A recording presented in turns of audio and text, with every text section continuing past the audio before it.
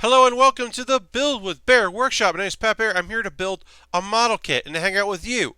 First and foremost, I'm going to throw the Bear Cave and Lego emote in the chat. If you're currently a subscriber, you can throw that in there. Reminder, if you use Twitch Prime, you got to manually renew that. And we got some subscribers up for renewal, so do that if that's something you can do. Solve is here. Harold is hosting. Thank you, Harold, for hosting. Lord Stockton's here. Mr. Bob is here. Lord Stockton just subscribed with Twitch Prime. That's 2 months. Thank you, Lord Stockton, for that. I appreciate it very much. Leo's here. Already, Dude Wants His Rug is here. Great crew. Solid crew already. Very happy to have all of you here on a Monday. Sometimes Mondays start a little slow. This one's not starting slow, and that's great. I also want to give a shout out. He's not watching right now, but Dave Lang, Joseph Jabroni, gave me a subscription. Subscribe for 1 month while we weren't streaming, so it didn't show up because we weren't streaming. But I want to give him a shout out and say thank you, Dave. Appreciate it. Because on Saturday we rated Dave at the end of the stream, and I'm thinking I don't know if we're going to do that every time, but I would like to do that more. I don't raid. I don't host. I don't think I'm going to start hosting, but I definitely think I'm going to start raiding more because I think it's fun. If we've got a good number of folks with us to go to a stream that I think is cool, sometimes we'll go to streams that have way more people than us. Sometimes we'll just go and see whoever. Hell yeah, Dave, says Infamous. Yeah. Yeah, Lang was playing some Control, and we just kind of raided. And then I didn't stick around, and he gave me a subscription, which I didn't notice until like yesterday. It happens. I'm going to drink some water now.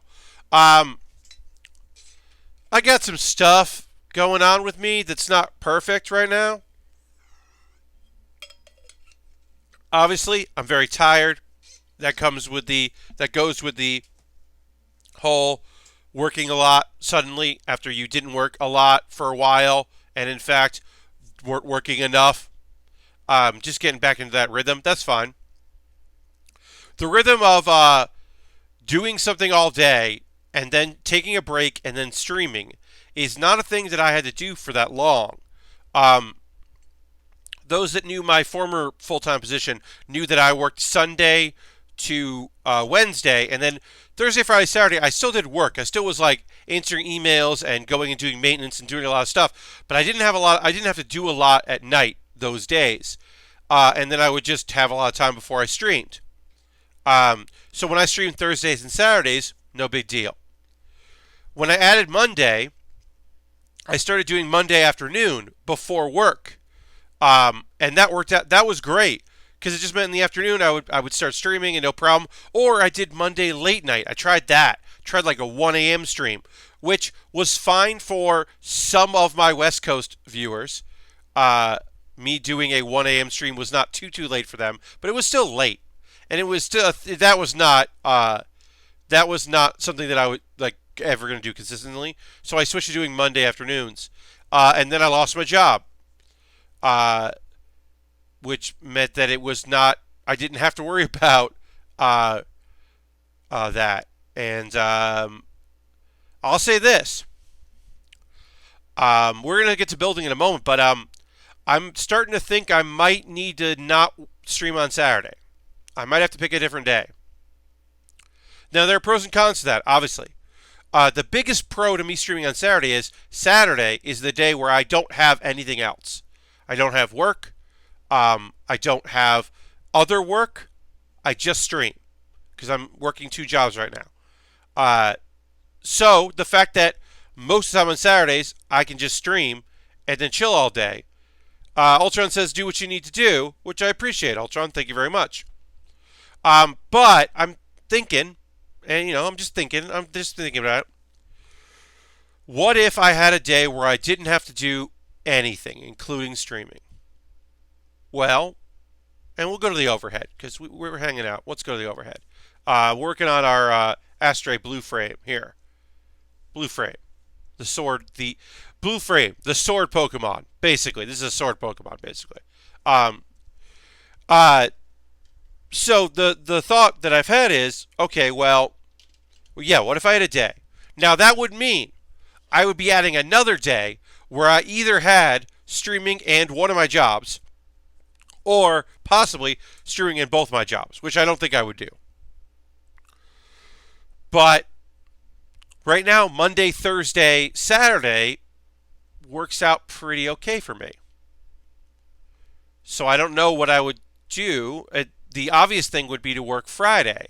Not obvious, but Friday. Friday night's a pretty good night. But then I have my other work. So I'd have to do in between two works. And I don't really want to do that. So then I was like, well, what if I teched Sunday afternoon? Not tech Sunday, sorry. Streamed Sunday afternoons. That's what I'm thinking about right now, is giving up Saturday night, which sometimes Saturday night, very busy. Lots of y'all tune in. And sometimes on a Saturday night, especially this time of year, not a lot of you tune in. You got parties. You got plans. I am not going to a Halloween party this Saturday because I'm streaming, which I could stream earlier, but I'd rather stream. And honestly, kind of don't want to go to that party. I'd rather sit, catch up on some stuff, relax, maybe I'll go to the movies on Saturday. I don't know. Maybe I'll go to the movies on Saturday. I haven't been to the movies in a really long time. Maybe I'll do that Saturday afternoon. I don't know. I'm probably going to put a poll out that will go out to I'll send to subscribers, and I'll send to my Patreon, and then I'll probably put on Twitter, and it'll be just kind of like, seeing what y'all think. I know that many people schedule time and make sure that they're available to watch live. Many of you also watch later, and I appreciate that. And I don't want to take away people's, Thursday night plans or Saturday night plans. But yeah, right now, now when I think about it, kind of don't want to do Sunday, Monday, Thursday with Wednesday bonus stuff. So maybe I start doing Sunday afternoons, Tuesday nights, Thursday nights. And then I can do Wednesday game streams now and again. Or Friday game streams now and again. I don't know. I think streaming and going to do my tech job would make Sundays better, but I also kind of like having all day on Sunday to do things and then go to my tech job. So I am obviously right now talking out loud about this stuff. There are no plans. I also might just do it like there's going to be at least one Saturday in December where I am going to a holiday party. My friend Brett does a Christmas party. There is a gift exchange, a Yankee Candle, and various other names of that, that I love and is one of my favorite things of the year. I'm not missing that. So I already know there's at least one Saturday night I'm not taking. Let's see, is this going to be... Ooh, fun.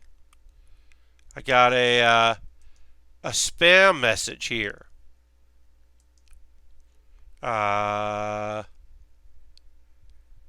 Do spam. Bot account. Bot. Great. I just got a whisper from a spam account to easy Twitch views, which, no.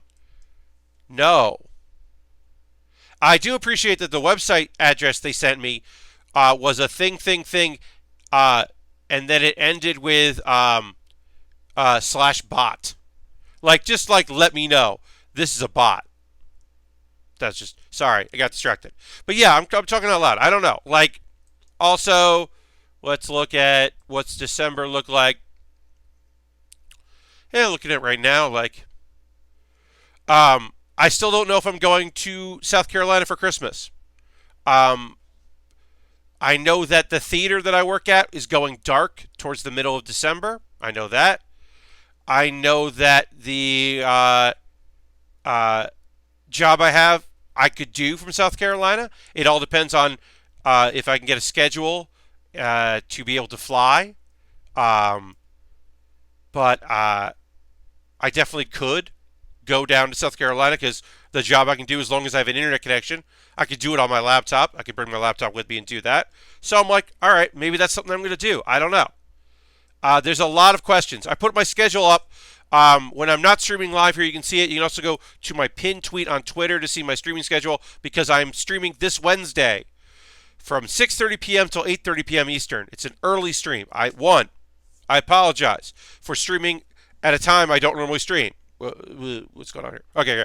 And for streaming on a day I don't normally stream. But before I got my my day job schedule sent to me, because I didn't know what that was going to be. I got to put these. I've been talking and not paying attention. But yeah, when I got my my regular day job schedule sent to me, which is cool. I knew that it was 8 hours, and I knew that my training started at 10 a.m. I didn't know that that they were going to be required, which is cool, and hey, I'm thankful for it. But they were going to be required to give me a half an hour break. It's an unpaid break, so I'm technically working 10 to 6:30. And before this schedule even happened, and I didn't know what hours I'd work during the day, I agreed to cover some shifts at the theater I work at. So on Wednesday and Thursday of this week, I have to be at the theater that I work at 8:45 p.m. So on Wednesday, I'm working 10 to 6:30, streaming 6:30 to 8:30, working at the theater 8:45 till, honestly, really, most likely 10:30, 10:45, 10:11. Not that late. It's only one show on Wednesday because they realize the late night show doesn't really make sense to do. Doesn't really work. So they don't do a late, which is fine. But it does mean that, and so I was like, okay, well, either Wednesday or Thursday, I'm going to go from work to streaming to work. Do I want to do that on a night where I am just teching one show, or on a night where I'm teching two shows and also, for part of the night, house managing, which is on Thursday? So that's why I'm streaming on Wednesday. I'm also hoping that I can, because I don't know what my Wednesday schedule is going to look like, I'm hoping that I can actually start a little early and end a little early, and maybe work 9:30 to 6, because it's training. Maybe I can do that and figure that out, so that way I can have a couple minutes before I start streaming at 6:30, so I don't have to get up and then at 9 in the morning set up all of this, which is not, believe me, it's not super hard. This setup isn't a lot, but it is a setup.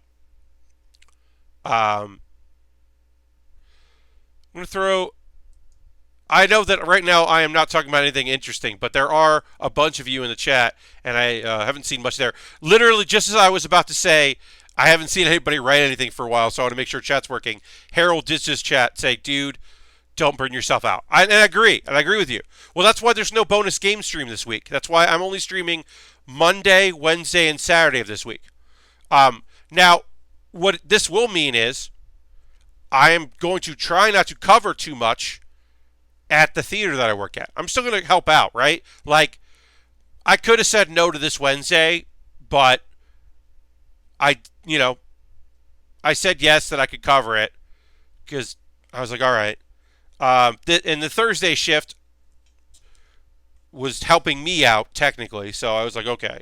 So yeah, no, Harold, and I appreciate that. I am doing my best not to overwhelm myself, which is why, like I said, no bonus game stream this week. Next Wednesday there will be one, but also working an 8-hour shift and then having a couple hours like tonight doesn't feel bad, right? Because also I don't know exactly what I was going to do on a Monday or a Tuesday night, or on a Wednesday night, I could go out. I could do other things. I could catch up on some stuff. But I'm totally fine with doing that. So this Wednesday, 6:30 to 8:30, building stream. Next Wednesday, Jackbox Party Pack 6. We're finally going to do it, folks. I will purchase that game, which I haven't done yet, and we will play it. And we will do some stand-up on a boat, which looks like a fun game. And we'll maybe do some of the dictionary game. Those are the two that I think look the best of Party Pack 6 for streaming purposes. I don't think that the Alien one is going to be great when you can't hear other people. I do think that, because like the stand-up one, I think will be fine, and then also I can always read them out for everyone, like I do for Quiplash. I'm excited to play Party Pack 6 after watching the John Bomb stream, says Ultron. Yeah. And we'll actually listen to the instructions instead of just being mad about them. We'll learn what the games are. I'm going to watch the before the stream. I will find some time, probably this weekend, to buy the game, download the game, and then watch the intros and the explanations of the games, therefore allowing me to know what it is and be able to explain it. Lashbrook says preposterous. Indeed, right? Look, I'm not trying to... that's not a drag on anyone. That's just me knowing that it's a different thing.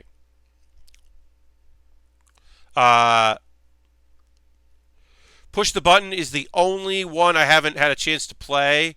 Role models, it helps if you're playing with friends, people you know. Yeah, I think the dictionary one will be fun even with strangers, because the funny slang and all that, I think will work and will be fun. Yeah.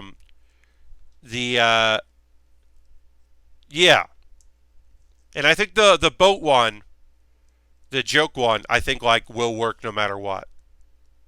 I don't know. I'm going to look at it. I'm going to figure it out. I might watch a VOD of some people playing it on Twitch or something, or find another Let's Play on YouTube of people doing it. I'm just going to check it out, see what people are up to, what they're into. Yes, Joke Boat, Dictionarium, and then... So, I'm up for playing Murder Party, but I've never loved that game. The first one. So I don't know how I'll feel about the second one, because I didn't really love the first one, but it's okay. Yeah, I'm excited about that next week. Let's see. What's going on with me? Are there things going on with me? Oh, so yeah, I'm disjointed a little bit because I'm tired. That was where I started with this conversation. I'm also got some tooth pain over here. Woke up on Sunday with yesterday with a throbbing side of my face. Wasn't sure why. I think I slept really weird Sunday night, and that is the cause. I think that's what's happening. But yeah, yesterday I had a lot of soups and felt weird, and it still feels weird today. So I might have to find time next week or something. Hopefully it's just jaw drama and not tooth drama, Sister Bob. Yeah, that's my hope as well. But yeah, I might have to go. I might have to go to a dentist. I don't want to go. I don't have any health insurance right now. But I do have Care Credit. And some folks know what that is, and if you don't know what Care Credit is, it's a credit card only for medical stuff. You can use it for prescriptions. You can use it for doctor or dentist. I don't know if you can use it for vision. I've never tried, but there's no interest on it. You just have to pay back, and you have to make monthly payments. They do set the payments, so it's not like a credit card where there's a minimum and you can pay more. They do. They do set, like, I believe they set like their minimum is higher than other minimums. And also I should clarify, it's not that there's no interest. There's no interest for a year. You have a year to pay it off, and then they charge you interest if you haven't paid it off. And if I remember correctly, the interest you pay is on the whole thing. Yes, and if you miss an interest, they back charge you all the interest. Yes, if it's a payment, says off. Yes, so you have to pay it off. You have to pay it. You gotta do it. But if you go to a place that's cheap enough, you can get a root canal and put it on your care credit card, and then just pay for the antibiotics or the pain pills. Around the time last year, I got a root canal, and honestly, other than keeping my mouth open for like an hour straight, it was perfectly pleasant. So, Leo, and I've talked about this a little bit, not really on this stream because I haven't had it in a while. The reason why my jaw hurting is concerning to me is because it means that probably something is very bad. So, knock on wall. I don't have any wood near me. Because I have a very high tolerance for pain. A very, very high tolerance for pain. And that's a bad thing when it comes to your own body. Because it means that my body is just like, yeah, this doesn't hurt. So when it does hurt, it hurts a lot. So I have had 2 root canals, and both times, as soon as the root canal was over, everything was fine. Because I had been in this weird, dull pain for a long time. So the point where it finally needed the root canal, like, my dentist was like, well, usually you don't need medications before. I'm like, yeah, you have to understand, like, I need it. It's bad right now. And then he went and looked and went, oh, your root is exposed. Yeah, we have to get a root canal right now. Or 3 days or whatever. Yeah, so for me anyway, in my case, yeah, I got like a root canal and put it on my care credit card, and it was very helpful. It worked out well for me. I used it for the Little Honey's root canal. The payments aren't that bad at all. Yeah, Solve, yeah. Luckily, I had dental for a few years, so I got a lot of my dentist stuff done on that. But I am concerned about needing that and taking time off and just starting this job and then suddenly being like, hey, I need to do a bunch of things. I mean, they're flexible, but they can only be so flexible. Oh, root canals rule. No more nerve means no more pain. Hot, cold, sensitive for the first time in a long as I can remember. Yeah, Leo, it is good. Yeah, my hope is that I just slept really weird on Sunday and then also kept talking like I've been doing here and like I did last night when I worked, and I'm just causing annoyance on it. That's my honest hope. I slept on my back last night, which I never do. I usually sleep on my side, but I think I was like sleeping like into my arm or something. So I'm gonna try to sleep. I slept on my back. I'm gonna try again, and also try to just relax my jaw as much as possible. And hopefully that will help. We'll see.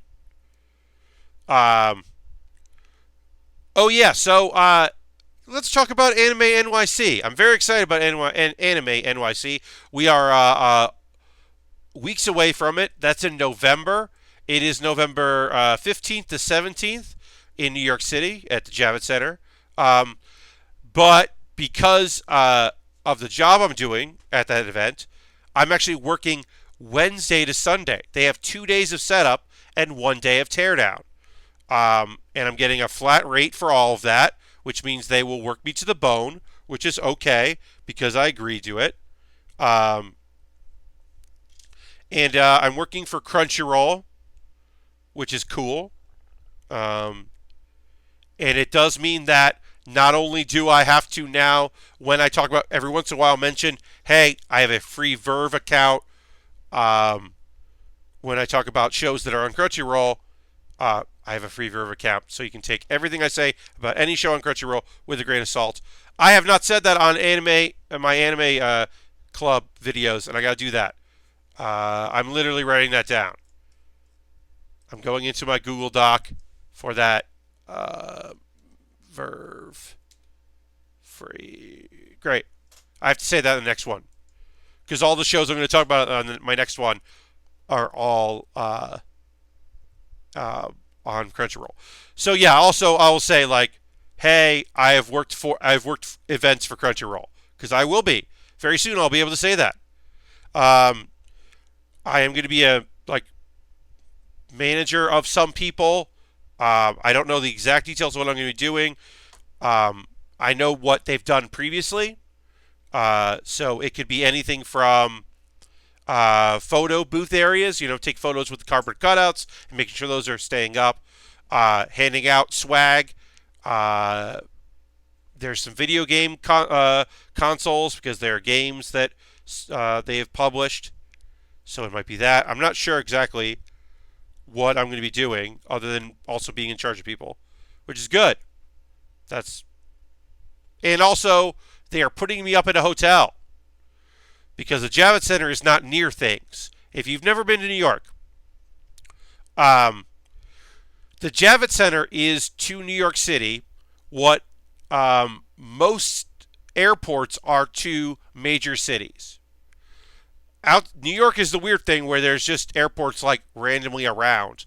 But most cities, like Seattle, if you fly into Seattle, then you take the light rail for 45 minutes and you're in downtown Seattle. That is kind of like the Javits Center. It is just, where else are you going to put a giant facility like that? You put it wherever the fuck you can, which in this case is 12th Avenue.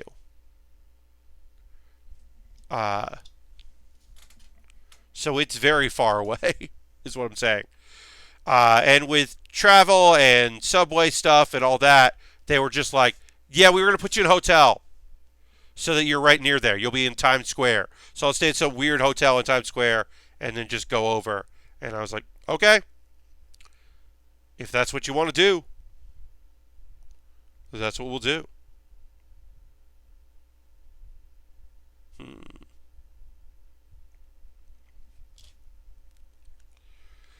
Working on the feet here.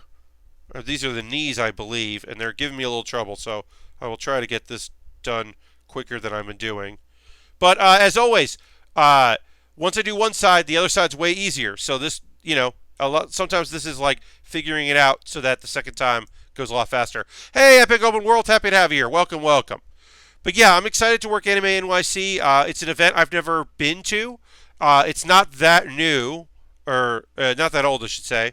But yeah, I've never been. And last year I just had something else going on while it was happening, so I didn't go. But I have some friends that will be in town for it that are tabling at it. I have, I have a lot of stuff going on there, and then I'll be working, and that'll be fun. But looking forward to it. It's also a weird thing. Folks, I don't know if you've done this before. Hey, let me know in the chat if you've done this before. Have you ever stayed in a hotel in the city you currently live in? Or a motel? It's weird.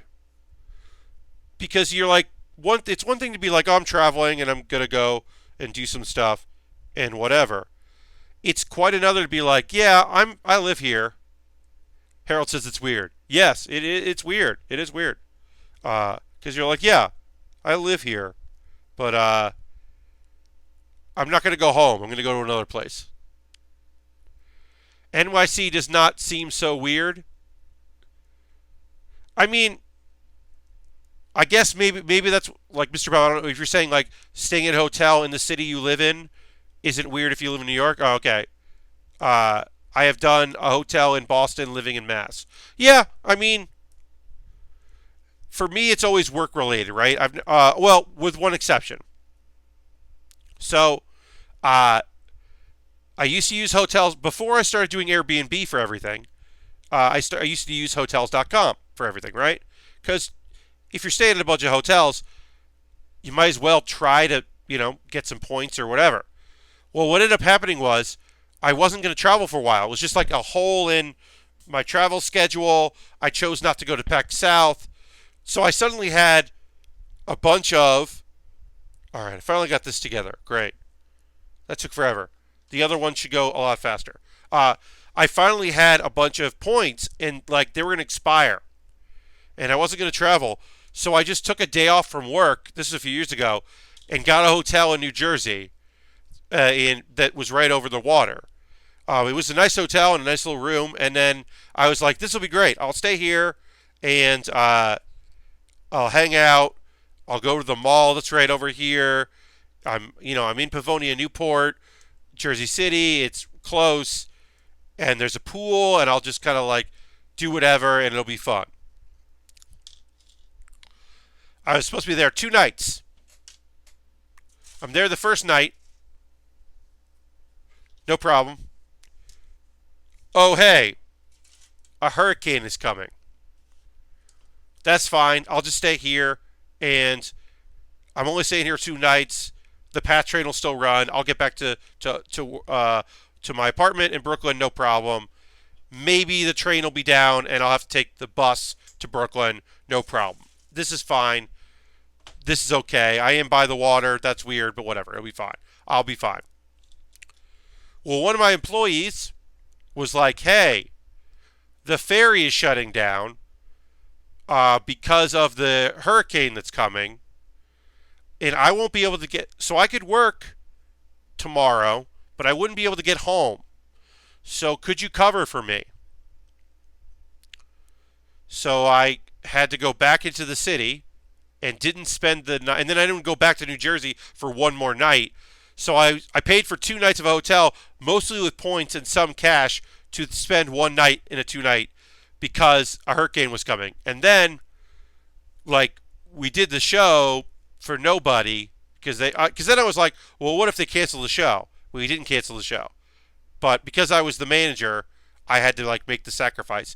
Because also, like, I'm not going to get an employee of mine who was working above minimum wage. Believe me, he was making good money, but like he wasn't gonna. That was his part-time job. He worked there two nights a week. He wasn't gonna like risk his safety for that, which he shouldn't have. Wait, I put this on wrong. Gotta fix this. Fuck hurricanes, says Harold, who doesn't say fuck, but I will. You're right, Harold. Fuck hurricanes. Goddamn disasters. Um, but yeah, that was my big like comeuppance for wanting to do a staycation. Now I just do staycations in my actual apartment. If I take time off or have time off or whatever, I'm not gonna go anywhere. I've done like day trips and I enjoy that. Uh, my next traveling will be PAX Unplugged.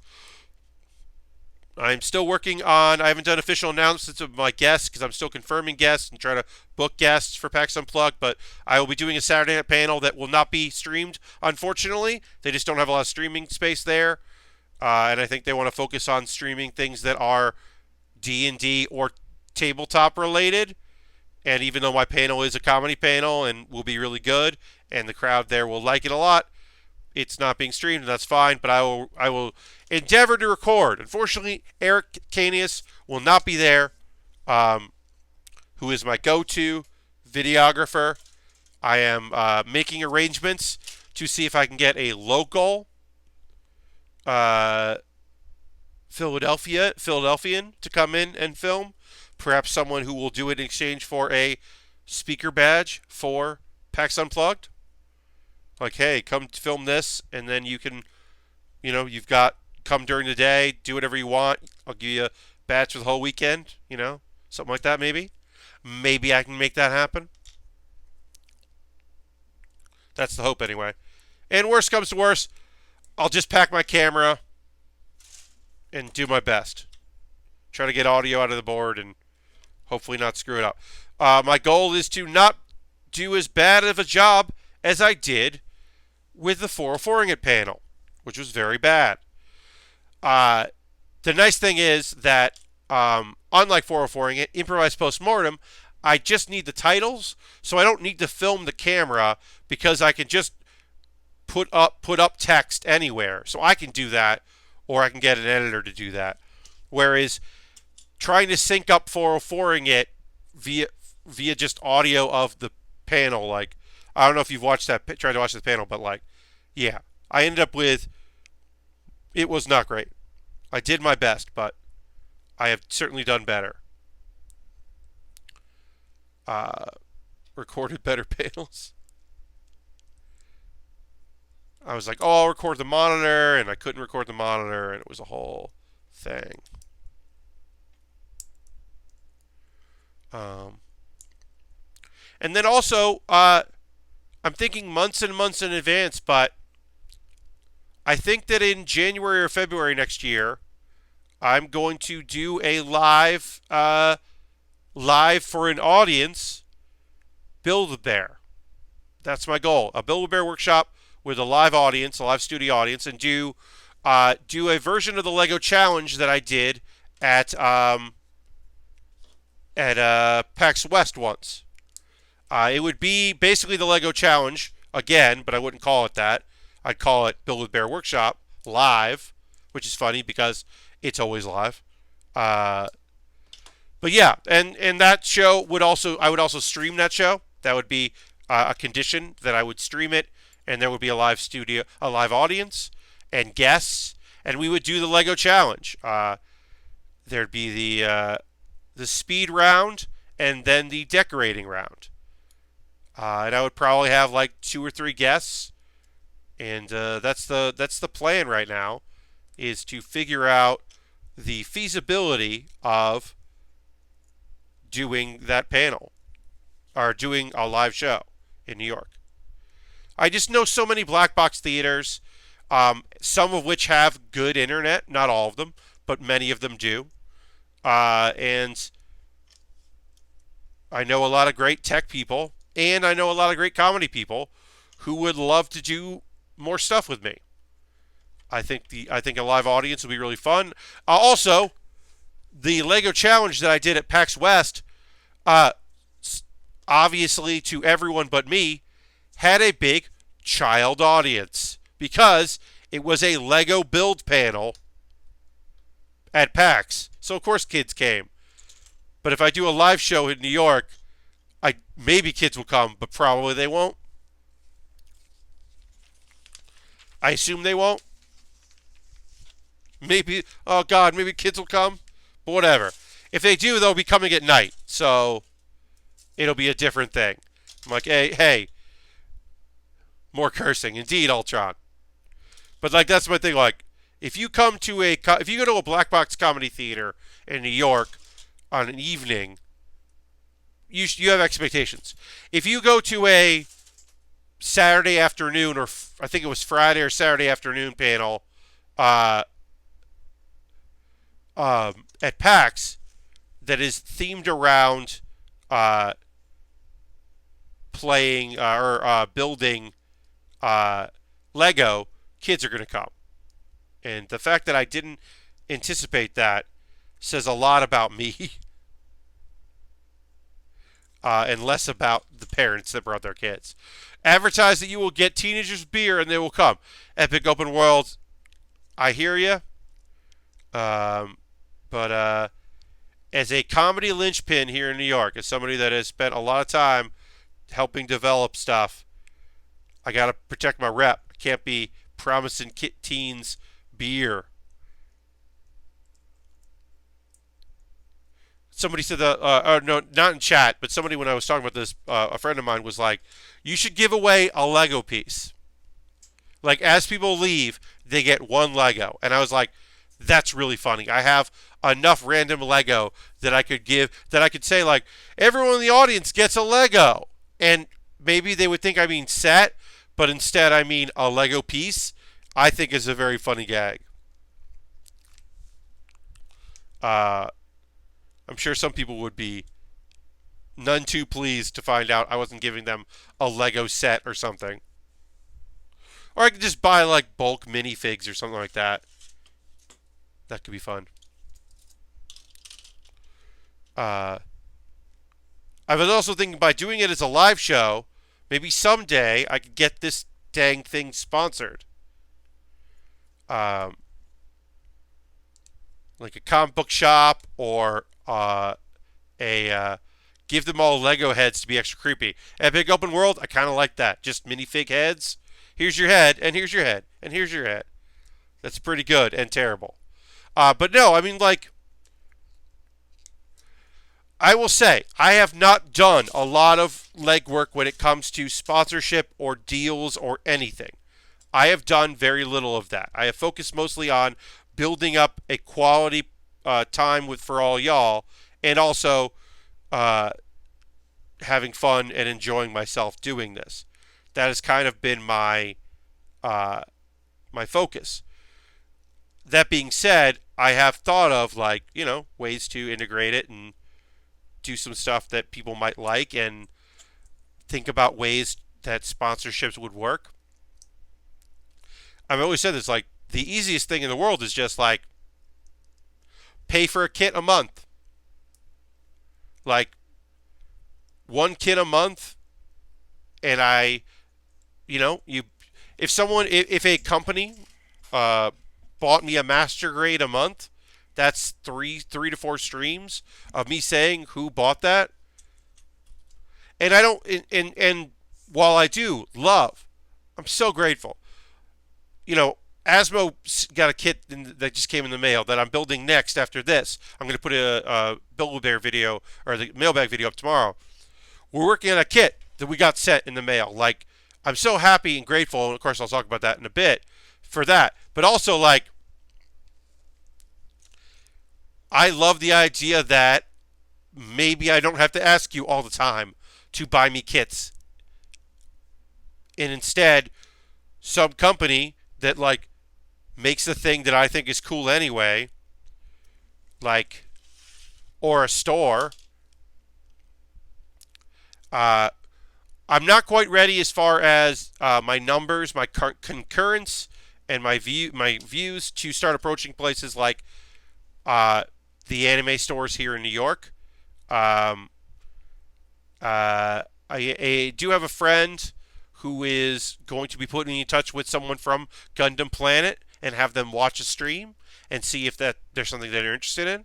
I'm always talking, like, one of my hopes is that Pat Bear's Anime Club, a goal of Pat Bear's Anime Club is to get a sponsorship from Crunchyroll. Like, use this code for a free thing and have them sponsor a video, and that would go towards these streams, because that would be part of this industry. Pat Bear, whatever, like, built the Bear Cave Productions that's part of it.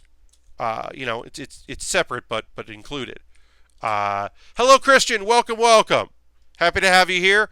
We're building. It's leg day here on the stream, so we're putting some legs together. But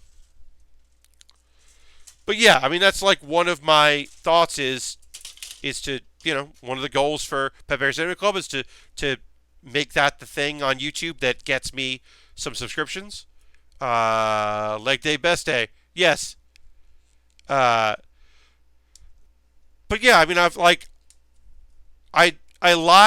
I did a live version of the show, like a live for an audience version, that's an easier sell in some ways to be like, hey, Forbidden Planet, comic book store, give me some things to give away to promote you. Buy a kit so that I can build it. If I got a sponsorship that paid for the Legos we built in the live show, that would be great. I've tried to think of ways to that I can build it. Can't wait for the Anime Club PAX panel. I mean, I have strongly considered submitting to PAX East, Pat Baer's Anime Club. Instead of doing 404ing it at PAX East, which I should do, along with Improvised Postmortem, I have thought of doing Pat Baer's Anime Club because I know enough people that go to PAX that are really in anime that I think we could pull it off. That has been a panel that I thought might be the fun panel to do there, because I'll say this: I have not spoken to Aaron about League of Heels at PAX East. I'd love to do it. If we do it, I don't know if we're going to table. I think I might be done tabling. I think we might just do merch like as people come. I think I might be done being a Bandland businessman. But as much as it is helpful to promote the brand, and it was really fun to do, I think that it might be done. I might be done with that. I might be done with that. Not the show or anything. Far from it. But yeah, I might be done being a table person. It's just a lot of work. Oh my god, I killed League of Heels. No, Harold, as funny as that is, and as funny as it would, in many ways, as funny as it would be to be like, what if I just blamed you? That would be pretty funny. No, I mean, a lot of it is just like time and energy and all that. I know it's not building stuff, but have you ever considered doing something with wrestling? Well, at Big Open World, so I do something with wrestling, not as like panels or video content, but I have run a thing called the League of Heels for a number of years, which is a live video game themed wrestling league that performs at PAXs. You can look up League of Heels on YouTube and watch some of our videos. They're good. It's nonsense, and it all involves video game designers and journalists, and it's really fun. Good night, Harold. Happy to have you here. Thanks for hosting, as always. I'll see you soon, my friend. But yeah, so I did do that, but that is not necessarily something that I would consider doing. We did one time. I'm talking about something for you personally. Yeah, I don't think so. I have thought about it. A friend of mine and I did a recording of a podcast template that we thought we might do, but we're both busy with other things. But yeah, I right now it's just right now I love watching wrestling when I can, but I don't know if I would build that. I did do that thing where I did commentary for matches once, which was fun, and I just used characters that were designed by people in the community. I'm thinking about doing that with Chikara. I'm waiting to see more. Look, they're updating it constantly. It's not great, but it's getting better. So I've been thinking about when it's in a showable state, doing some sort of commentary stream for that as like my bonus game stream, because I think that would be really fun. But like I said, I'm waiting for it to get for them to get it to a better state. But the creator tools are really good, so it's getting there. But yeah, one of my big goals for next year is to do a live Build with Baer workshop, which would be the Lego challenge. That is a goal to do that here in New York. And God damn it, now I'm thinking about, damn it, Christian, you got me thinking about pitching. Yeah, you really got me thinking, because I love 404ing it, but it's so much work. One of the reasons I do improvised postmortem is because it is far less work, it's a really fun show, but I don't have to do a lot to get it together, other than get people to do it and then have fun. But if I could, oh man, now I'm thinking about it. God damn it, I'm really thinking about it. Uh, let's see. Oh, I need H2.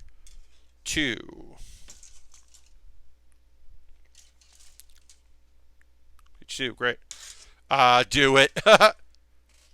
You can talk for hours about anime. You could go for the W2K sponsorship. Oh wait, that game by all counts is garbage. Yeah, here's the thing. I'm giving like you say, it's an annual franchise, right? So like, yes, it shouldn't be as bad as it's gonna be. You are not wrong for thinking that.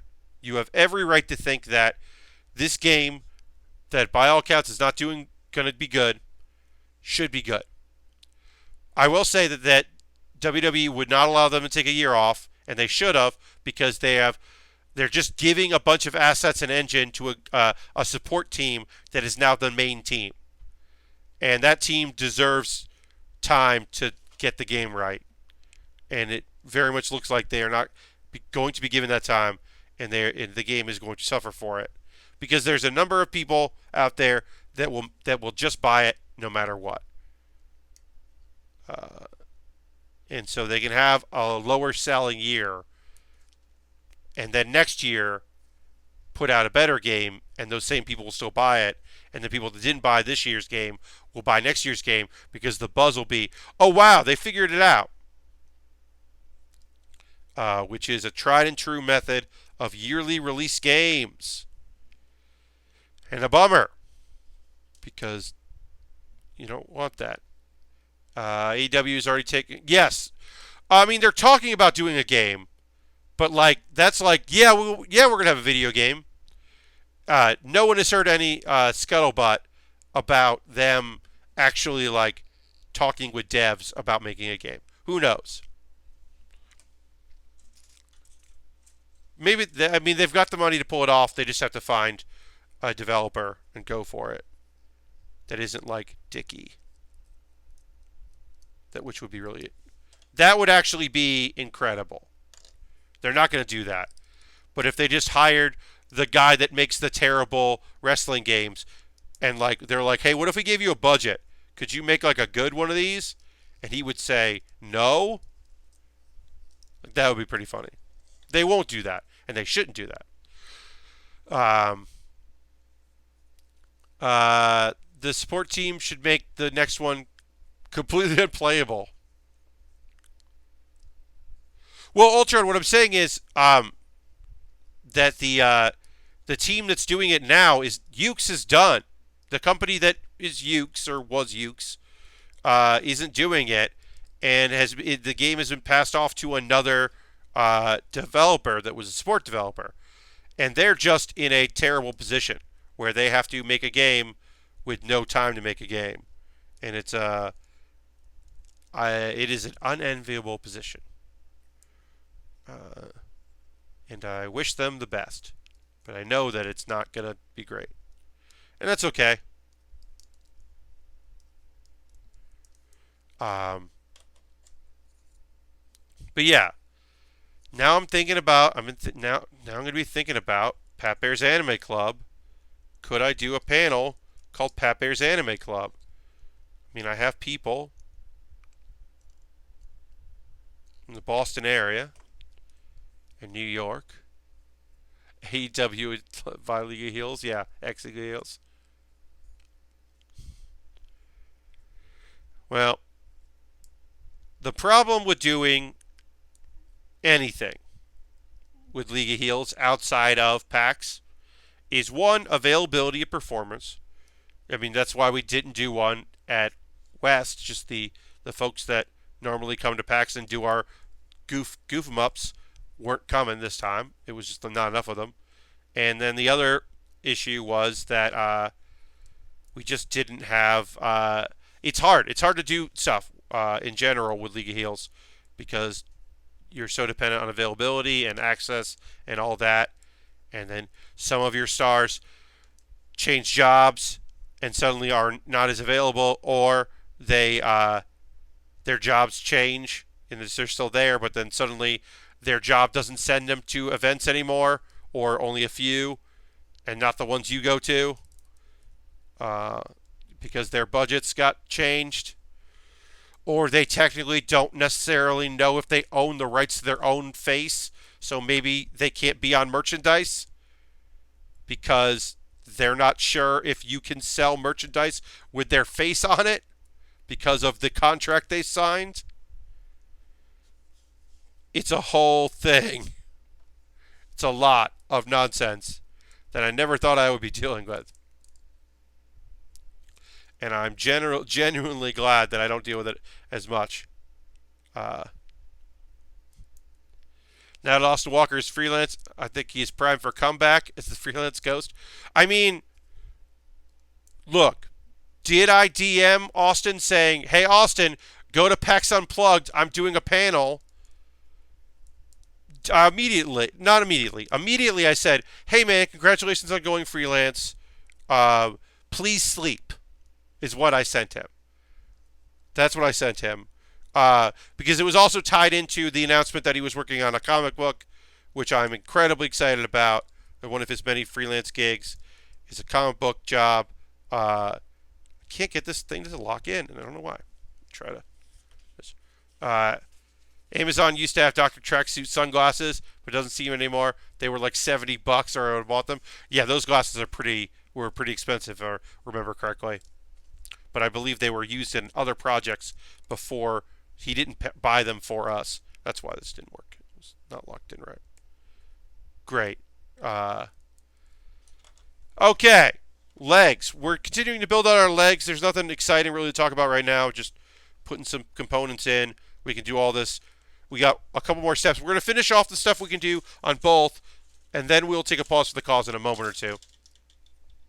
But yeah, I'm going to try to get Austin to come down to PAX Unplugged, because whatever. People who want to see him. He can do improvised post-mortem with me about tabletop stuff.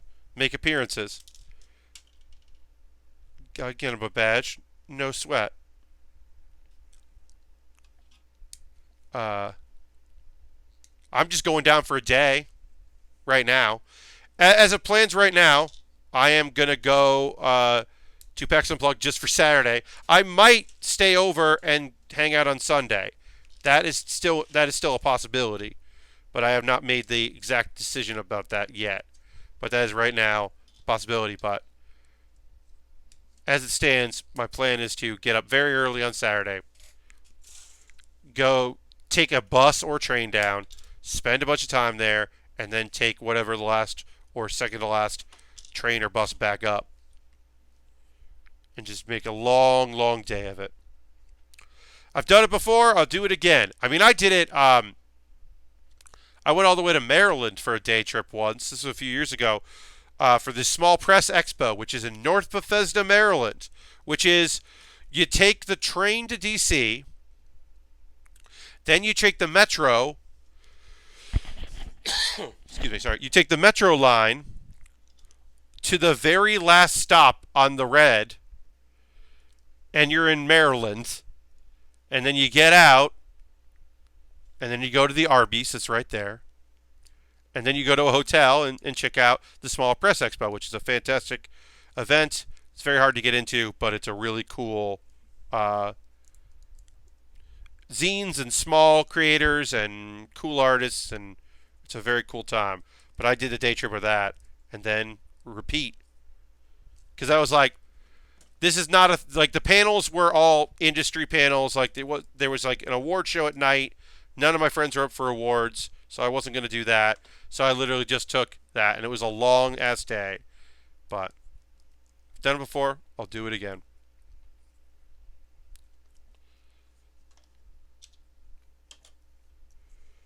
All right, so we'll just finish this off, and then we'll take our pause for the cause, and then of course second hour is anime talk. We gotta that coming to us.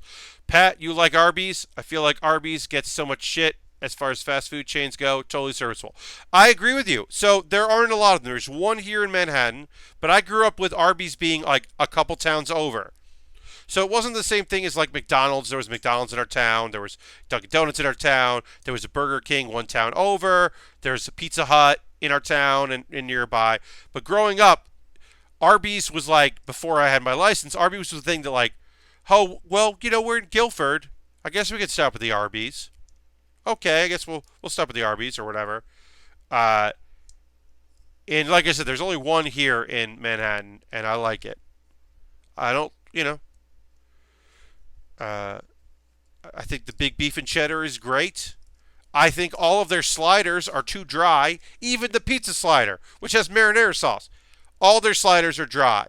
Sliders, you should. I don't think they're cheap, but I don't think they're worth it because you got to dip them in something. Arby's is good, says Ultron. The current pretzel bun Oktoberfest sandwiches are good. Haven't tried that. Also, there's a Jollibee right next to the Arby's in Manhattan. So the last time I went to Arby's, I actually went to Jollibee's because I wanted to try that spaghetti. And you know what? It's all right. I don't think I'm going to get spaghetti again the next time I go to Jollibee's. But I'll tell you this, next time I go to Jollibee's, I'm getting more chicken than I got that time I went because their chicken is fucking great. Buffalo chicken slider is pretty wet. I haven't had that. I'm talking about the ham and cheese slider and the pizza slider are the ones I've had. And I think not the buffalo, the barbecue chicken one. The barbecue chicken one was annoying. All right. I'm going to drink a little bit more water. So Epic Open World. Jollibee is a West Coast thing, and they opened one in Manhattan in New York City not too long ago, and it's great.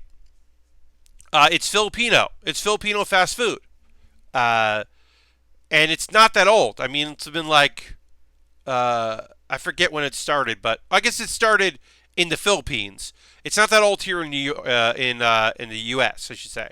There's one in New York. And there's one in Jersey. I'm looking it up right now. But yeah, it's a chicken place. It's a Filipino chicken place. Star Wars trailer just drops, says Leo. Yeah, I know. Tickets were going on sale, right? There was a lot of people I know waiting in digital queues in order to get themselves some Star Wars tickets. So after the stream, guys, you can watch the trailer and enjoy it. We're going to take our pause for the cause. Jollibee's is pretty great. Like I said, I didn't necessarily love the spaghetti, but the chicken is real good. So if you see a Jollibee's, take a look. It's Filipino. But don't tweet at Jan Ochoa that you went there just because he's also Filipino. Tweet at him because he brought it up, and that's the reason why I know about it. Because I only know about I only went to the Jollibee's because he talked about it. I would have never, because it's right, like I said, it's one store in between that and the Arby's, and the only Arby's in Manhattan. I'm gonna make it Arby's. Google tells me the closest one to me is Las Vegas. Okay, Epic World 10 hours, 9 to 10 hours. That's too far. But hey, next time you're in Vegas, get yourself some Jollibee's. I don't know. When you're in a random city and you don't know where to eat and you're like, oh, I don't know. Oh, there's a Jollibee's. That's fun. Anyway, now I'm going to talk to you about ways that you can support the stream if that's something you would like to do. First and foremost, if you're currently a subscriber, listen to the Bear Cave, the Lego, the Scythe emote in the chat. Let the people know. Reminder, if it's time for renewing, and even if you're a paid or you use your Twitch Prime coin, make sure you hit that notification when it's happening, so that I know that you resubbed. If you use Twitch Prime because you linked your Amazon Prime with your Twitch account, well, that's free, and I get the same amount of money no matter what. Jam is here. Hello, Jam. Welcome.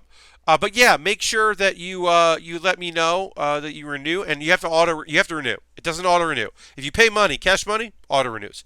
If you're using your Twitch Prime coin, you got to do it yourself. So please do that. We had a little bit of a dip here this month. Love to bounce that back up. Bits and coins, always appreciated. You see, recyclable is at the top of our leaderboard. Harold is there too, not grind style. It's above the chat. Bits and coins, always appreciated. There's a promotion with a Terminator. So I think you use the Terminator remote, and you get the cheer remote, Terminator cheer remote, and I get bonuses, and it's on whatever company, Universal or whatever Pictures puts that out. Not grind style, just subscribed. That's 4 months. Thank you so much, Not Grind Style. Let's throw the Barricade, the Lego emote in the chat. Say thank you to Not Grind Style for supporting. Appreciate it very much. Yeah, I don't know. So if you're going to cheer this month or for the next couple weeks or whatever, use the Terminator cheer emote. And I get bonuses. I don't know how it works. It's not as fun as Subway, in my opinion. And also, you'll see some Terminator ads for various streamers.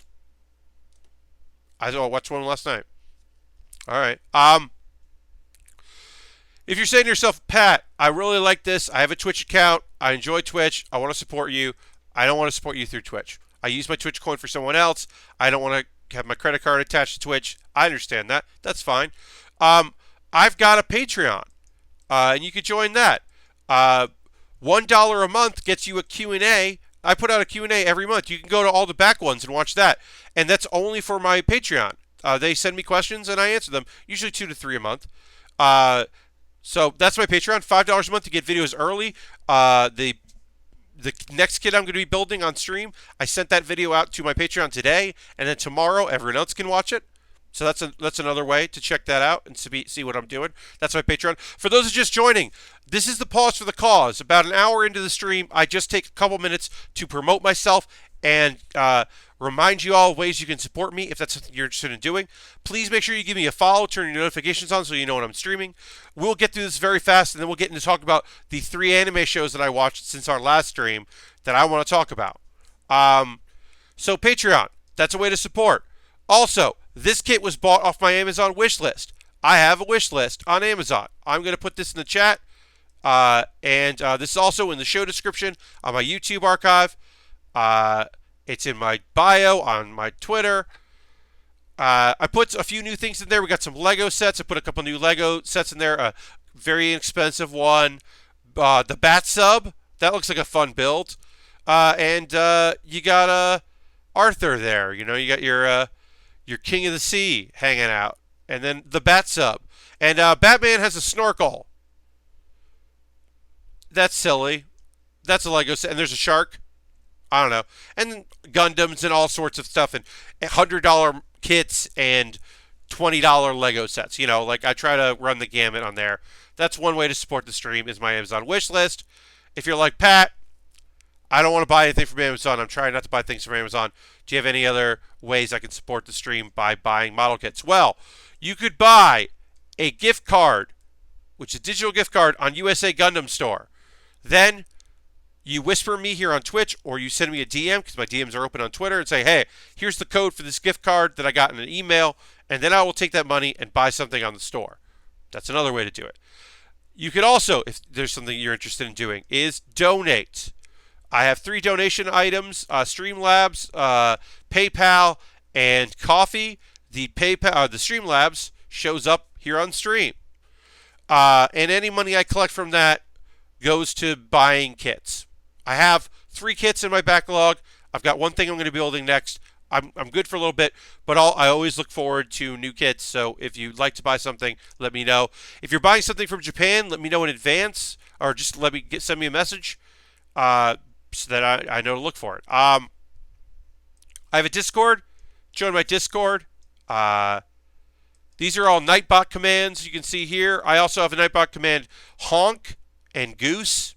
And those do things that you would think they do. But you have a Discord, and then oh yeah, one thing that is not in that is Pat Baer's Anime Club, episode 2. I am currently Getting ready to do episode 3, which will go out next Monday. They go out every other Monday. Yes, if you type exclamation point goose, it says honk. If you do exclamation point honk, it says goose. Pat Bear's Anime Club. Watch it. I talk about the show that I'm most excited about this season, which is After School Dice Club. After School Dice Club is a show that it's a brand new show that I love so much. My second favorite show, I'm actually going to talk about in a minute or two. But that show is my show. That's my show right now. If I had to recommend one anime to check out, it's After School Dice Club because it's on Hulu and Funimation. It's adorable, but also heartwarming and fun, and it's about people discovering board games and falling in love with the idea of playing tabletop games, and it's about fucking friendship. The third episode, they've known each other for a couple weeks, and these two girls are like, no one's bullying our friend.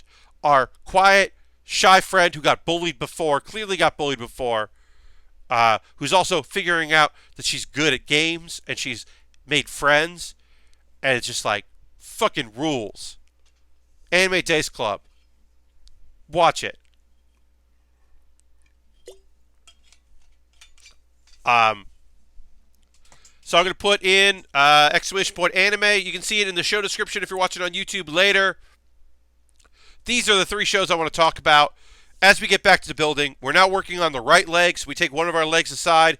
We're going to focus on the leg here. We're going to zero in on this leg. It's leg day, as I said. So let's put some legs on this thing. Keep putting it together. So I watched a lot of shows come out on Friday and Saturday, and I did not have time to watch one of the Friday shows. I believe that is something I'm going to be doing this season. Is every Friday and Saturday, I will pick one show that I wait on until Monday, because it's just a lot, and especially with the amount of shows that come out on Wednesday, I'm going to be behind this coming week. So, look, there's just a lot going on. I got a lot of... Also, wrestling just comes out during the week as well, and I'm trying to catch up on wrestling over the weekend. There's just a lot of good stuff that I really like that I'm like, okay. So, Fire Force. We got some real strong action. We start with a backstory. Overall, the episode was solid. This came out on Friday. Fire Force is a shonen that not a lot of people talk about. They ran into a lot of issues with. It's only an episode like 13 right now. It started last season. It's going to be an ongoing. They've had some production problems. They took a week off out of respect for the arson that happened in Japan at a studio, and their show is all about fire. So they took a break from that. But it's a really good show. One of the things I like so much about it is that the intermingling of characters who consider each other family is there, and I really like that. But also, these characters are like, yeah, we're family, but I still don't like working with you. Like, they're not a happy family yet, as far as like competitiveness and characters not being like a cohesive unit, and I like that. There's some tension there.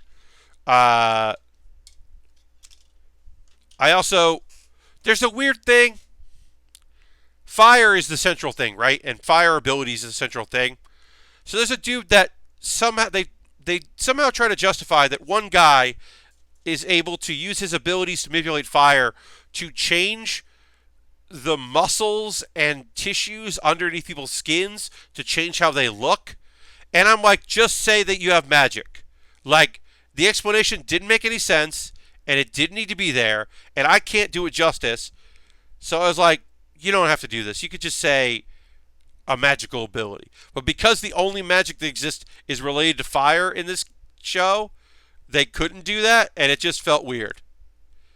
That was my only, like, what about it? I would say watch an episode of Fire Force. Also, Zoro, or Zoro from One Piece, his voice actor is like not the main character, but he's like a major character in the show, and it's just fun to hear his voice. He's an accomplished voice actor. He does a lot of work, but it was just like, I don't know. I like hearing his voice as the head of an organization. It's just fun. All right, so we put that there, and that lines up with that. No, that doesn't line up with that. So this goes like this. That's got to go down. Then. Got it. Okay. So Fire Force, solid episode. It's a good show. Fire Force would definitely be the show that if I had to like cut down shows, that'd be one that I would catch up on later, most likely. But I like it. It's a good shonen. It's just also, it's a good shonen in a time where there are a lot of good shonen. Like Black Clover is must see. One Piece is on a roll. We'll talk about that in a second. That's been great. Radiant is back, and some people really like it. I don't love Radiant that much. Trying to think of the other shonen. Dr. Stone is happening, and that's great. And then I'm not watching Boruto, but they time traveled back to Naruto time, pre-Shippuden. We're talking Boruto, Naruto's son, is now in the Leaf Village when Naruto is his age. Because Jiraiya is there. And, like, look, I got caught up on Naruto. I finished Naruto as it aired live. I was watching it as the episodes happened. I, got back into it. The idea of Jiraiya being around in Boruto, obviously as because of time travel, is so goddamn tempting to be like, am I going to have to fucking start watching Boruto? I might have to start watching Boruto, and I don't want to add that show to my list of shows. Also, in many ways, Food Wars is a shonen show. It's pretty shonen. It's an action show, but it's also got a lot of shonen elements to it. Anyway, that was good. One Piece. So, I would say this, folks. The episode that aired this weekend of One Piece, anyone could watch. If you watched One Piece, years ago, and you got sidetracked on it, you could watch this episode. In fact, I'm going to look up the episode number. Leo, you have a great night. Thanks for being here. Thanks for watching the stream. You can check the rest of it on YouTube tomorrow or the VOD or just tune in. Wednesday at 6:30 p.m. is my next stream. If you want to come on Wednesday for a build stream, I'm doing a special Wednesday, 6:30 p.m. Eastern time because I can't stream on Thursday because my schedule is bad. But yeah, I'm going to look up the number of this Crunchyroll episode for One Piece because I think that people should watch it. Going on here. Such a funny thing to say. Episode 800. Wait, no. Sorry. Episode 907 of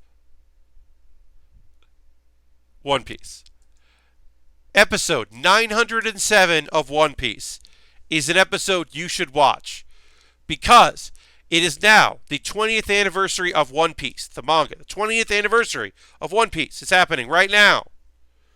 So they aired an episode that retells Romance Dawn, which is the prototype for One Piece. It's where the mangaka came up with the ideas and tried it. Nami has blue hair. There's a bird named Balloon. And not the whale named Laboon, a bird named Balloon. Instead of Shanks, there is the grandpa. His grandpa is the character that encourages him to become Garp. His grandpa Garp is the character that encourages him to become a pirate because that's the pirate. There's still the devil fruit. That's still a thing. But Romance Dawn is a one-off that is based on the original creation. That like he did like 2 versions of it, and then eventually did One Piece. It's weird. It's cool because it's all the voice actors, but like it's like an alternate reality where like he could have made that show. B-Boy Chang is now following. Thank you very much. I know everything about One Piece because I saw that 2-hour video on Crunchyroll. Yes, Christian. Tim, he does the Lord's work, did a video of the timeline in celebration. It's a long-ass video, and it's a good one. Tim does good work. But yeah, it's weird it's always weird to talk about One Piece because I'm talking about a show that has 907 episodes, and I'm telling you to watch episode 907. In many ways, this would be considered filler for anything else, but because it is a take on the origins of the show, it's cool. One day, I will watch One Piece. Yeah, I mean, it's a lot. I can't fault anyone for not watching it, but it was good. Romance Dawn is a cool story of like the beginnings of the show, and I was really into it. I was really psyched to watch it. And then finally, my number 2 new show of the season. If I could tell you to watch 2 brand new shows that started the season that are only a couple episodes in, and it's still easy to get into because you only have to watch 3 episodes. My number 1 would be Anime After School Dice Club. I keep saying Anime Dice Club. It's not that. After School Dice Club. After School Dice Club would be the number 1. And then my number 2 would be Didn't I Say to Make My Abilities Average in the Next Life? Didn't I Say to Make My Abilities Average in the Next Life, which has no good way to say it. At least high school prodigies, you can just say prodigies. What do I call this? Make my abilities average? Didn't I say? The Next Life? The Next Life. In the Next Life, this is a fucking average? Yeah, average. There you go, Christian. Average. Please watch Average. If you like action adventure, if you like fantasy shows, if you like RPGs and anime that feel like RPGs, if you like isekai, if you hate isekai, if you like fun shows. Last episode was so good. Today's episode was incredible, Christian. You know. It was fun. It was friendship. It was Sentai. They went Sentai in this episode. So, okay. Anime backgrounds are pretty. Yeah, they went Sentai. So, like, here's the deal. This girl is incredible, right? She was incredible. She was awesome. She did cool stuff. She was lonely. She died. A god said, I'm going to have you reincarnated. And she was like, I would like to be average. Please make me average in this next world so that I can meet people and go on adventures and have funds. And have fun and friends. Problem is, she is the average abilities of the weakest person and the strongest dragon that is infinitely more strong than any human. So the average of those two is she is still probably the strongest human in this fantasy world. And she's trying not to show that, and she's trying to hide that. I thought the show was going to be mostly about them in hunting school, which is basically just like adventuring school, or like, they were going to be adventurers, her and her friends. But they graduated. They graduated today in episode 3, which is great, because that means they're just going to go on adventures. She's really overpowered. Her friends have been trained now, and so they're stronger than they should be because she trained them. The entire premise is that she doesn't want to be popular. Yeah, she doesn't want to stand out, but she can't not stand out because she is an overachiever, and then also because of circumstances, because it's a story and a show. Uh, but they're like, hey, tell us a story. And so the story she tells them, like when they're all just like hanging out because none of them can sleep, her and her friends, the stories she tells are anime shows or manga stories because she was an otaku, because she was lonely and didn't have anything. She was an otaku. So the stories they loved were like they don't have in that world are like fun action shows like Power Rangers. And they got really into it. They got really into the idea. And it's adorable because they're just like so into this concept and friendship and togetherness. And they're like the characters are pretty fun. You got the healer who's a merchant and definitely a schemer, and I like that. Because it's described that her fighting style is terrifying because she gets attacked and just heals herself. And she's like, I'm going to keep healing myself until I can get near you and hit you for insulting my friends. Because she's just got a staff. So her fighting style is just like, whatever, I know the world's best healing spell, so you're not going to kill me, and instead I'm just going to hit you. Which is great and very fun. There's a lady who wants to be a knight, and she's just like super strong and overpowered. And then there's the girl that she's a fangirl, so you assume that she has fire magic. She's really good with fire magic, but now she's learned, which most apparently wizards in that world don't learn this. She learned multiple magics. Usually you just focus on one, but she learned like, oh, it turns out I'm actually pretty good at this other kind of magic too. So now I can do this. And so she's like strong in ice and fire magic. And they're a party, and they're like, it's just fun and cute and nice, and I want you to watch it. It's on Crunchyroll. It is, as I said, it is called Didn't I Say to Make My Abilities Average in the Next Life? It is fun female friendship. And you're saying, Pat, well, there's a creepy character, right? There's got to be a creepy character because it's an isekai. And there is. But she's the villain. And she gets her fucking ass whooped in the first episode real bad. And her level of creep is certainly creepy. Because she likes pretty innocent young ladies and she wants to be surrounded by them and make a harem of pretty innocent young ladies that just hang out. And it's not cool at all. That sucks. Fucking sucks. But she's not a friend of the hero that you have to, for whatever reason, decide is okay to like them.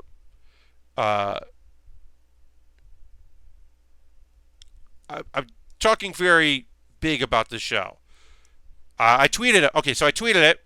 And there's a fun video in there about explaining how she died. That's fun. Truck Coon shows up. And then also, the theme song is really fun and really solid and great. And just cute. It's just a cute show. Christian says the lady is creepy, but it's pretty low in the problematic scale. Yes. I mean, she's far less creepy than the main fucking character in the wrestling show that I really want to like, but keeps trying to get me to not like it by being fucking annoying.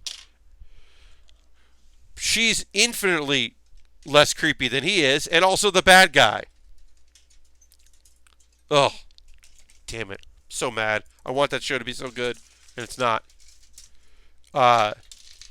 She's infinitely, like, less fucked up and creepy than, like, Mineta. Ugh. So, like, yeah. Into it. It's fun, it's cute. It is self-aware in that she understands what being an isekai is and what being, like, from another world is. Also, it's fun. There's a fight. There's a fight there. and 3 of them just get their asses handed to them. And they're very surprised because they thought only one of them was strong. They thought her friends weren't strong, and she must have been they must have been just like leeching off. So they find out they're strong. So when it comes for the main dude, villain, like henchman dude, to fight our hero, he just fucking leaves as fast as possible. He's just like, and I'm out of here. This is like, which is very smart. I love it when henchmen are like, you know what? Fuck this. Actually, no. I'm not going to go fight this. This person seems really strong. Abnormally strong. The ones we thought were weak aren't weak, so the one we know is strong is probably even stronger. I just think that's very smart. I like when villains are like, wait, I don't want to do this. But yeah. It's really good. I would recommend it. I mentioned earlier Pat Baer's Anime Club, which is my YouTube series. 2 episodes in. 3rd episode is going to come out next Monday. It is going to be Halloween themed because next week, it ends with Halloween. So I figured I would do something Halloween themed as we get in there to kind of like get in the mood. Is this supposed to? Sorry, I'm like looking at this and thinking I might have done this wrong. Yes, I did. Okay. I gotta go back a step here. This is supposed to go in through this. Yeah. Yep. Okay.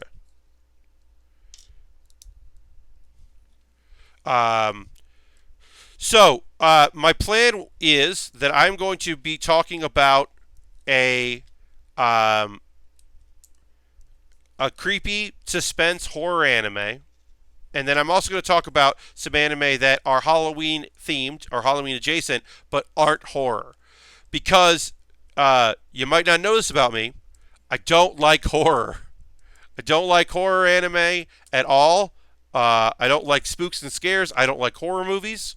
I don't like slashers or anything like that. I don't like horror video games. I do not like being scared by things. Not into it. But 'tis the season, and I wanted to do something that kind of played into the holiday of it. So so E18 and 17. Okay. And then sorry, speaking out loud. Yesterday, I binged through most of, and I'm going to finish off this weekend before I film, probably on Saturday. I watched a lot of a suspense horror anime, and I don't want to say what it is because I want to save it for the video. But that might be why I slept weird on Sunday. Now that I think about it, the fact that I spent most of Sunday afternoon binge watching a anime where characters just get murdered. Sometimes at the beginning of the episode, sometimes in the middle, but mostly in the beginning episodes. It was at the end, and then end credits. And then at the start of the next episode, they show you again what happened at the end of the last episode, which makes sense, especially if you're watching it week to week. But when you're binge watching it, you're just like, yeah, I just watched this fucking murder happen. God damn it. It is, yeah. Now to think about that might be why I slept weird on Sundays, because I'm just like freaked out by the show. Because, yeah, as I said, not my usual style. I'm going to talk about Flying Witch, which is a beautiful slice of life. I know which one you're watching, I think. I might have given it away about the fact that a lot of times in the beginning of the series, a character dies, and then it cuts right to the end credits in the song. You might be able to guess by that, but I'm not going to talk about the elements of it until I do the recording. But yeah, I'll talk about I can tell you, I'm going to talk about Flying Witch. I'm going to talk about Interviews with Monster Girls. I'm going to talk about, stuff that involves the genre of monsters and stuff like that, but isn't necessarily spooky because, like I said, it's not my genre. But I would say Flying Witch is worth watching. Look, if you've been following me for any length of time, please understand when I tell you that Durara count as Halloween binge? Possibly, Christian. I mean, there is a headless horsewoman. There is a Doulahan in the show. So you could argue that Durara fits. I would say it doesn't because it's not really the main. It's a major part of the show, but it isn't like there's a demonic sword. Yeah, I mean there's stuff. I don't know. I wouldn't say it counts as much as other shows that I want to include in what I'm talking about. Flying Witch is right up there with Laid Back Camp as my favorite slice of life shows ever. Flying Witch is one of my favorite shows of all time. It is somehow a show where nothing happens. Absolutely nothing happens. And also there's witchcraft and transmorphication and teleportation and a giant flying whale that civilizations used to live on and fly, and like it is an incredibly cool show. Like I said, when nothing happens.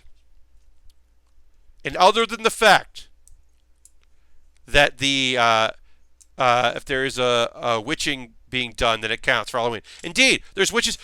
The harbinger of spring comes.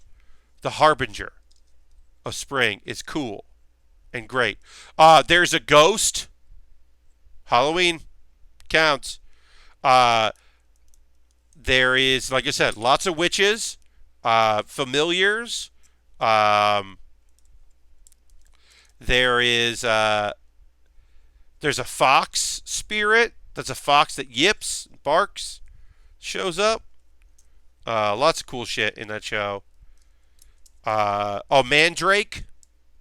Lots of stuff. And mostly it's just chill vibes. It's just cool chill vibes. So just a witch trying to figure out how to be more like a witch, and her young cousin seeing what's up. Some other characters that are fun and cool. That are both fun and cool and fun and cool. And it's a good time. And literally no one is ever scared and no one is ever worried. Occasionally people are confused and like, wait, you can fly in a broom? That's a thing that happens? What the fuck? Little Witch Academia? Yep. That is a good one. What is the name of the vampire roommates? What is the name of that anime?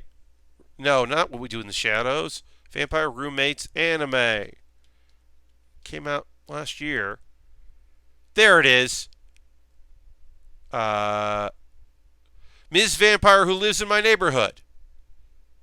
Ms. Vampire Who Lives in My Neighborhood is ostensibly just a slice of life show about a weird girl that moves in with a vampire. And there's another vampire, and then there's her other friends, and there's hijinks, and it's fun, and occasionally the main character is just weird, but they call it out, and it's also so fucking gay, and just lovingly gay, just like, holy shit. Like, the girl that is not the main character is just like, wait, why would I want to get married to her? Oh, I do want to get married to her. That's weird, right? Be like, no, it's not weird. It's not weird. Everyone in this show is gay. Don't worry about it. There's one vampire that only likes to drink blood of girls and women because that's what she prefers. And people are like, no, that's a little, huh. Just very gay and very good. Great show. Ms. Vampire Who Lives in My Neighborhood. It's a weird one. But yeah, vampires and stuff. And then um Interviews with Monster Girls is great.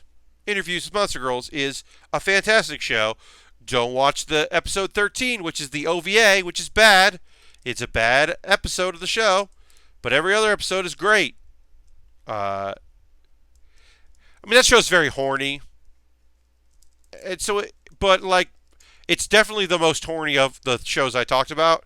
But like, that's not a problem. It just is.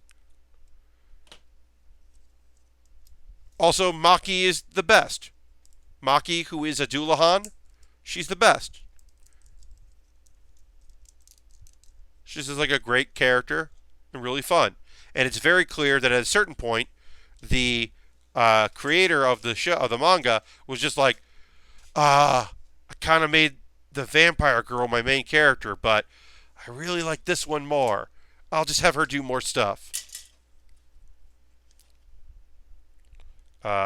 It's also weird because it's these cool girls and they're fun, but also it is about their interactions with their teacher who is trying to help them.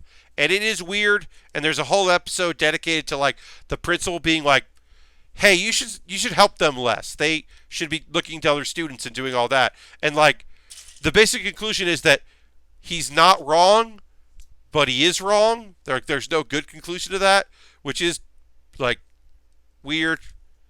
And then, as I said, my favorite character in the show, she does also have a crush on her teacher, and it's weird. And a bunch of people know that she has a crush on him, and they're not like, you shouldn't. Like, no one goes, don't, which is weird. It's a whole thing. There's a succubus. She's the math teacher. She's fun. Because he tries really hard to not show that he's affected by her abilities. And she thinks that means that he's immune to them. But he's not. He's just trying really hard. And it's good. As I said, that show is kind of horny, but it's still really enjoyable.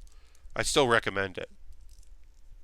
If you're looking for some anime that isn't the usual amount of horror.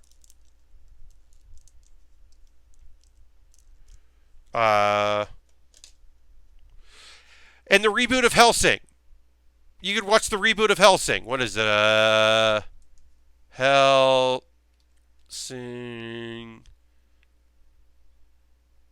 I forget the name of it. What is the reboot of that? I forget what it is. It's a reboot of Hellsing. Came out. It's Ultimate. If you want to watch vampires and monsters fight out and you want to see Nazis get murdered and burned alive and sent to hell, it's one of the best shows about killing Nazis that ever existed in anime. Especially because a lot of times anime seems to have characters that are very much Nazi inspired and the good guys, quote unquote, question mark. Yeah, Hellsing kills a lot. They kill a lot of Nazis. They murder Nazis quite a bit on that show. They're very good at it. So if you're looking for some Nazi killing stuff, that is a quality show for that. Also, like I said, monsters and all that. Hellsing Ultimate. Yeah, that might be worth your time. I should probably mention that in the video. I'll probably mention that in the video of like, here's another thing you can watch. A23.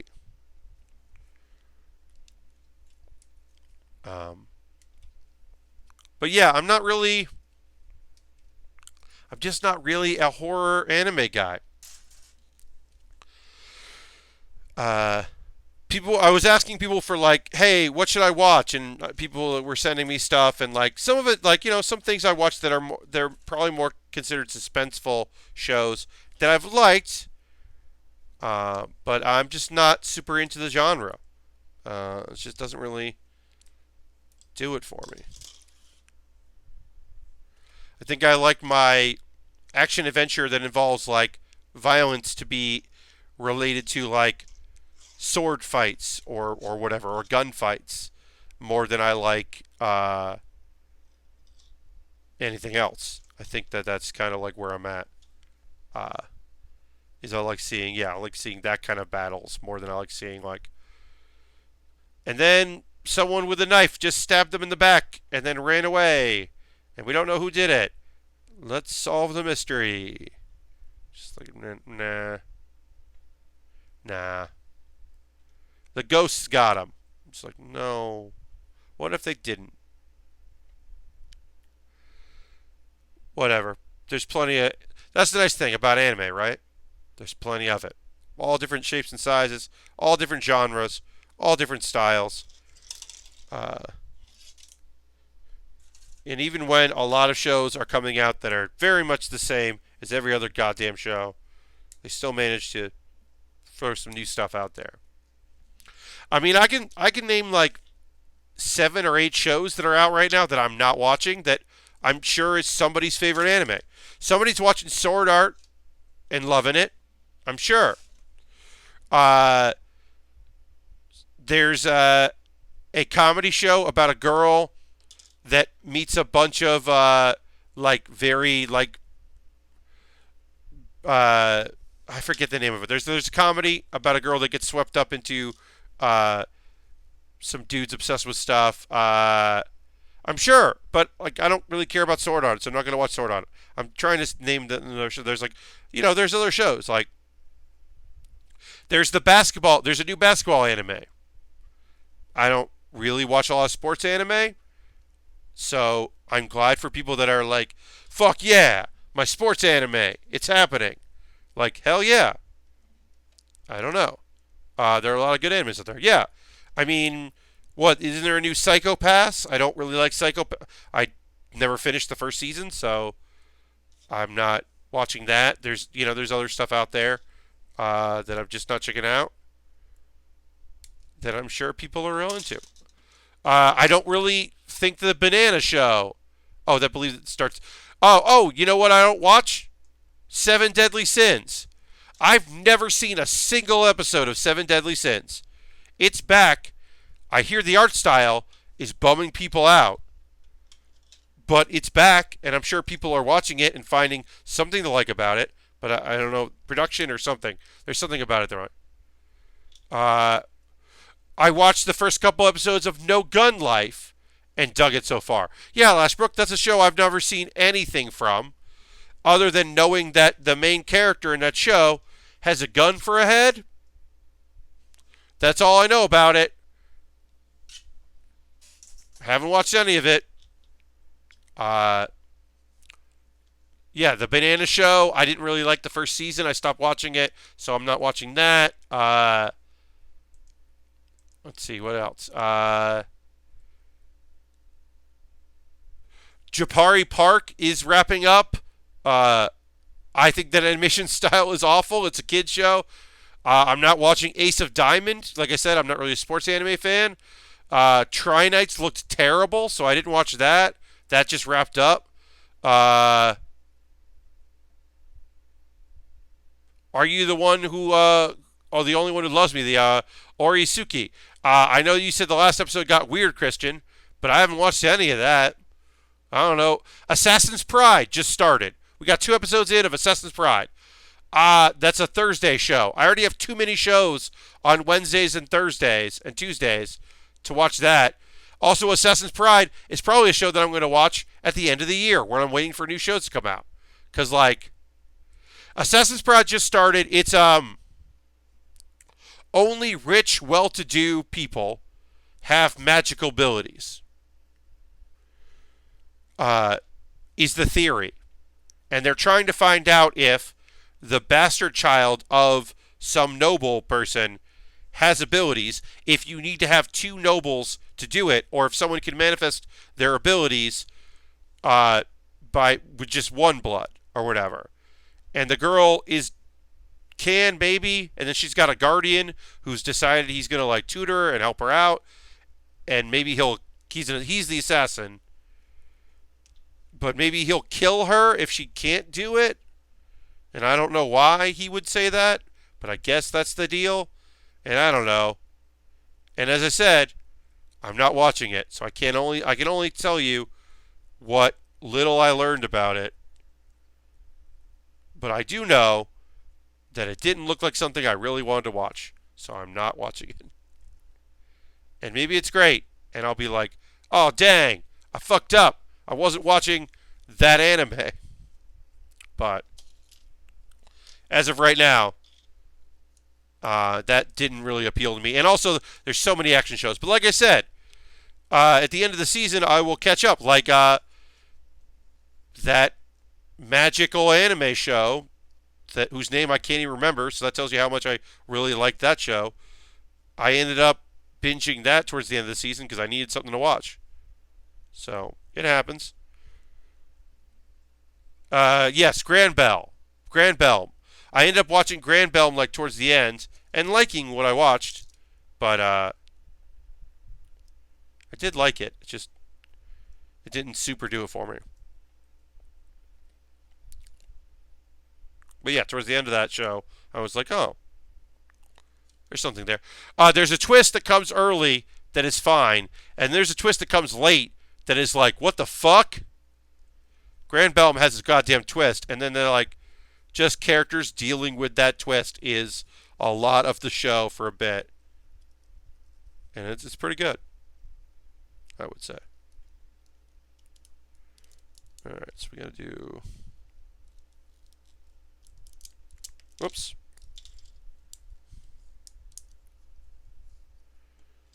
Alright. We're almost done with our leg here, and then we'll wrap up the show. But yeah, there's a lot of shows out there. Like I said, Radiant, I'm starting to think I might not keep watching because the last episode didn't really do anything. I kind of want to see where it goes with the magical abilities stuff. I kind of want to see where that goes, but it's not like super drawing me in. Oh, I didn't mess this. I'm gonna stop here because I'm messing up. I'm not doing this right and screwing it up. So we will stop here, and I will continue to work on this on Wednesday. As I said, my next build stream is going to be on Wednesday at 6:30 p.m. Eastern Time. 6:30 to 8:30 build stream. Come check that out if you can. If you can't, I understand. But that'll be the next time I stream. And then I'll be back on Saturday in my normal stream time of 9 p.m. Yeah, this week is just, I'm covering at the theater that I work at, and so my schedule is all over the place. But yeah, subscribe if you can. If you're not following, give me a follow. Turn your notifications on so you know when I stream. Thank you so much for watching. I'm going to end the stream with an ad. If you can watch it, it's great. If you don't see the ad, then you'll just see the preview image or the pre-show image. But I'm going to do that. Thanks for hanging out, everybody. Hope you can see you on Wednesday. But as I said, I am going to run a 30-second ad now. Good night and goodbye. Goodbye.